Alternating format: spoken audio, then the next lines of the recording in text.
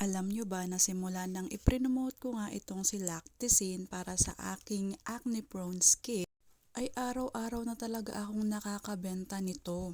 Para sa mga may acne prone skin na panay ang skincare pero hindi talaga nawawala ng mga acnes at breakouts, subukan yung mag-try at mag-take nitong Lacticin.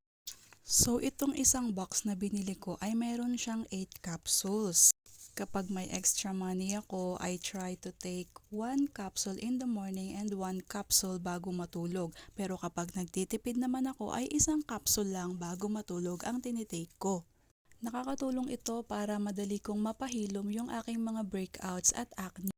Bale 2 capsules per day yung prescribed ng physician sa pag-take ng Lacticin. Pero kagaya nga ng sinabi ko, kapag nagtitipid ako ay isang capsule lang ang tinitake. Subukan mo rin ito, baka makatulong ito sa pag-treat ng iyong mga acnes and breakouts.